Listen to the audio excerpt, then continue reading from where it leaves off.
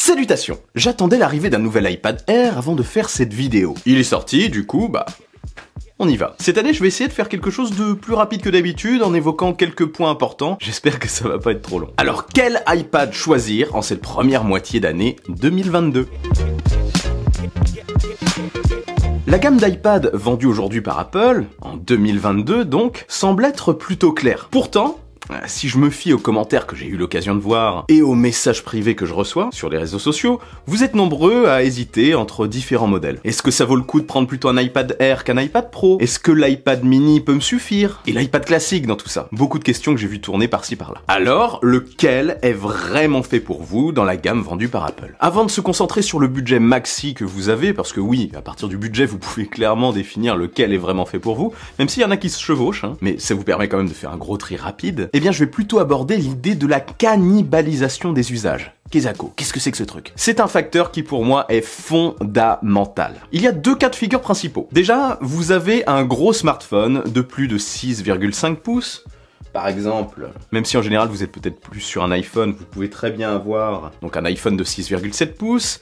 Un smartphone Android comme le Oppo Find X5 Pro là de 6,7 pouces aussi, c'est grand. Vous regardez d'ailleurs peut-être cette vidéo dessus et vous faites très probablement beaucoup de choses dessus, divertissement, un peu de travail rapide, etc. Et bien dans ces cas-là, je pense que l'iPad mini va dans un premier temps cannibaliser les usages chez vous de votre smartphone, clairement. Puis au bout d'un moment, vous trouverez plus pratique de faire ces choses-là, de faire ce que vous faites habituellement sur l'iPad mini sur votre smartphone, et je pense que vous finirez par délaisser l'iPad mini. J'ai vécu ça. Parce que vous considérez que sur votre smartphone, finalement, l'affichage n'est pas beaucoup plus petit, ni beaucoup plus gros. Enfin, c'est assez similaire, surtout sur des vidéos en 16/9 ou en 18/9, et vous trouverez donc ça plus rapide sur votre grand smartphone. Donc voilà, la finalité de ça, c'est probablement le délaissement de l'iPad mini au profit de votre smartphone, en tout cas si vous optez pour ce produit dans le cadre de divertissement ou autres petites tâches de travail rapide. Ça ne sera pas le cas par contre si vous optez pour l'iPad mini pour un usage particulier, bien sûr, pour faire des présentations par exemple, ou autres usages dans des magasins, etc. Vous pouvez aussi subir un problème similaire avec l'iPad Pro de 12,9 pouces. Le plus grand modèle des iPads. Surtout si vous avez à côté un ordinateur portable de 13 ou de 15 pouces ou plus pour travailler, un ordinateur dont vous ne pouvez pas spécialement vous passer. Dans ce cas-là, dans ce cas de figure, l'un va certainement tuer l'autre. Alors, est-ce que c'est l'iPad qui tuera votre ordinateur ou l'inverse? Je ne sais pas. Mais vous aurez deux produits qui feront un petit peu la même chose, donc sauf encore une fois usage particulier sur l'ordi, ça va se cannibaliser fortement. Dans ces cas-là, je vous conseille tout simplement de vous diriger vers un iPad plus petit. En fait, le tout c'est vraiment de trouver la bonne place pour votre iPad dans votre écosystème actuel ou dans l'écosystème que vous voulez vous constituer pour que ça ne cannibalise pas trop les usages des autres et que trouve parfaitement sa place, tout simplement. Ceci étant dit, maintenant, lequel choisir? L'iPad mini d'abord. C'est désormais, je trouve, l'iPad qui se rapproche le plus de l'expérience de tablette. Une tablette calepin, on va dire. Petit carnet. Son écran de 8,3 pouces offre une surface d'affichage relativement confortable, et c'est un produit très facile à utiliser à une main. Accompagné d'un Apple Pencil de deuxième génération qui s'aimante sur le côté, vous pourrez à la va-vite prendre des petites notes comme ça, comme sur un petit carnet. Vous pourrez dessiner, griffonner, annoter rapidement des documents. Enfin, c'est un produit très pratique, d'usage, on va dire tablette comme je le disais. Et c'est un produit aussi très fluide, très agréable à utiliser au quotidien. Il a aussi une sympathique caméra au dos et un flash. On peut se demander à quoi ça sert sur une tablette plus grand format, c'est sûr, oui, mais ça peut se justifier sur un petit iPad comme ça. Donc pour faire simple, si c'est clairement un usage tablette compact que vous recherchez, il n'y a pas vraiment de question à se poser, c'est l'iPad mini. Pour le coup, c'est plutôt clair je trouve. Par contre, si vous voulez faire plus comme du traitement de texte ou du montage vidéo de manière plus confortable par exemple, de la retouche photo rapide, etc. Il vous faut plus grand, vraiment il vous faut plus grand. L'iPad mini peut quand même dépanner pour ça, il peut le faire, mais ce sera pas super confortable sur cet écran je pense. Ce qui nous amène maintenant à l'iPad classique, l'iPad dit classique. Il n'est pas si classique que ça. Il a un processeur A13, celui des iPhone 11 et 11 Pro. Sa puissance suffira largement pour toutes les tâches classiques, les tâches du quotidien, faire la vaisselle, faire la cuisine, une petite machine à laver, non. Pas du tout, pas encore. Ce que je veux dire, c'est que l'écran de 10,2 pouces et son tarif beaucoup plus attractif que celui des autres font que c'est un produit vraiment très intéressant. En tout cas pour profiter de l'expérience iPad globale, mais vraiment globale, franchement. Et ce, sans trop se ruiner. Parce que oui, couplé à un clavier externe ou un clavier relié, clavier housse, et un Apple Pencil de première génération, cette fois-ci, qui ne s'aimante pas dessus, mais vous avez des claviers qui permettent de le glisser par exemple, eh bien vous bénéficierez de l'expérience Total iPad. D'une expérience d'ailleurs très proche de celle de l'iPad Air. C'est juste une version un petit peu inférieure au look plus rétro, avec le Touch ID en bas de l'écran. Ou sur le côté, ça dépend dans quel sens vous mettez l'écran en fait. Ce produit reste clairement pour moi totalement sous-estimé, parce qu'il permet de faire autant de choses que les autres. C'est nickel pour du divertissement, on peut faire quand même du traitement de texte hein, sur un écran de 10,2 pouces, des présentations, vous pouvez regarder des vidéos en streaming, des jeux, etc. Enfin, vous pouvez faire la même chose que sur les autres iPads sur cet iPad. Presque tout. Enfin, ça fera clairement l'affaire pour la majorité des utilisateurs. Il a vraiment une tarification agressive celui-là. Mais après, si vous voulez un produit plus moderne, qui durera beaucoup plus dans le temps, il n'y a pas le choix, il faut vous tourner vers les autres, les iPad Air et iPad Pro. Ce sont des produits qui resteront actuels et vifs plus longtemps que l'iPad classique, même si l'iPad classique durera un bon moment. Après, c'est aussi une question de moyens, forcément, c'est pas le même tarif. Donc si vous avez plus le budget pour un iPad classique, franchement, foncez, il est super. Alors, maintenant, on part sur l'iPad Air et l'iPad Pro de 11 pouces dans un premier temps. Pour ça, pour plus de détails, je vous renvoie vers la vidéo totalement dédiée à ce sujet que j'ai faite, iPad Air ou iPad Pro de 11 pouces, lequel choisir. Mais pour ceux qui ont la flemme d'aller la voir, je vais quand même synthétiser un petit peu l'idée ici. Et pour ceux qui ont le temps, la vidéo est en dessous dans la description. Donc pour faire simple, tous les deux, l'iPad Air et l'iPad Pro de 11 pouces ont un processeur M1, un truc bien puissant. Après, personnellement, je trouve que pour un produit de ce type, pour un produit moderne comme ça sur lequel vous travaillerez aussi pas mal, eh bien l'iPad Air nécessite plus de stockage que celui qui est vendu de base. Plus que 64 Go de stockage, je trouve. Et en montant en stockage, je trouve que l'iPad Pro de 11 pouces est plus intéressant d'un point de vue tarifaire. Oui, l'iPad Pro de 11 pouces, 128 Go de stockage, est quasiment au même prix que l'iPad Air de 10,9 pouces, donc quasiment pareil, avec 256 Go de stockage. Donc vous voyez ce qui est le plus intéressant pour vous. Perso, dans ce cas de figure, je trouve que c'est le Pro. Pourquoi vous privez du modèle Pro? En gros, si vous hésitez entre les deux et que vous avez besoin de plus de 64 Go de stockage, prenez un iPad Pro de 11 pouces. Plus de détails dans l'autre vidéo, bien sûr. Après, l'iPad Air peut être un excellent iPad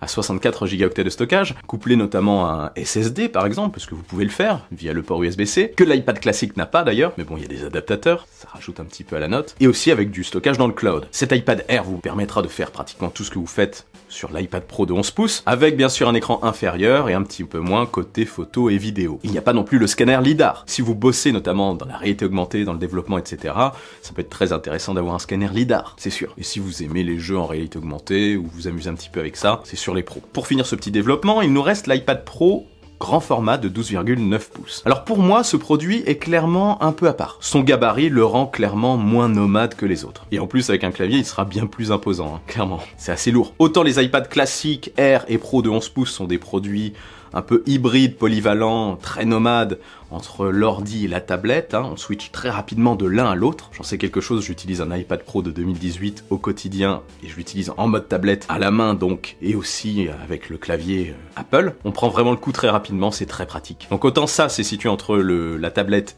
et l'ordinateur, grâce à leur taille, leur gabarit et la légèreté du produit. Autant l'iPad Pro de 12,9 pouces, plus conséquent, hein, se rapproche plus, je trouve, de l'expérience d'un ordinateur portable. Bon, ça restera un hybride tablette, vous pourrez l'utiliser en tablette, mais ça sera moins confortable et vous l'utiliserez peut-être plus comme un ordinateur, parce que son gabarit se rapproche plus de celui d'un ordinateur portable. Après, bien sûr, son écran va le rendre bien plus confortable pour faire absolument toutes les tâches, sauf la tenue à une main en mode tablette, quoi. Au bout d'un moment, le poignet commence à fatiguer. Je pense que ce produit est très cohérent en tant qu'ordinateur portable, en complément surtout d'un ordinateur de bureau par exemple. Bien sûr, vous pourrez l'utiliser seul, mais accompagné d'un ordinateur de bureau, si vous utilisez ce produit pour vous déplacer, pour l'utiliser n'importe où, comme compagnon de travail en gros ultra polyvalent, qui vous permettra de tout faire, comme je le dis. Voir un film confortablement, faire du traitement de texte confortablement, lire des documents, les annoter, les signer, jouer avec une manette, parce qu'en main c'est un peu lourd quoi, mais jouer avec une manette sur cet écran confortable, faire du montage vidéo, de la retouche photo, de la composition musicale, tout ça de manière très ludique,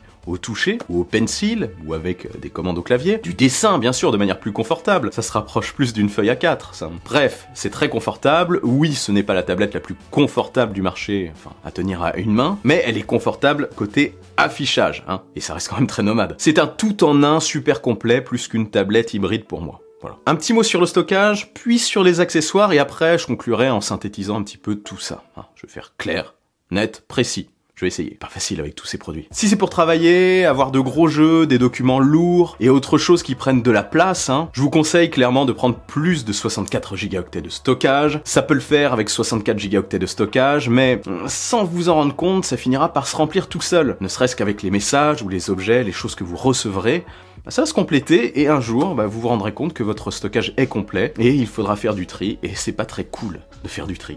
D'une, ça prend du temps et d'un autre côté, on n'a pas envie de supprimer certains trucs. Le stockage sur le cloud peut être une solution, bien sûr, ou sur un SSD. Ça fonctionnera très bien, mais ça reste un produit nomade et c'est quand même plus pratique de tout avoir dessus. On l'ouvre, on l'utilise, on a directement ce qu'on veut dessus. Pas besoin de sortir des accessoires ou de vous connecter à Internet.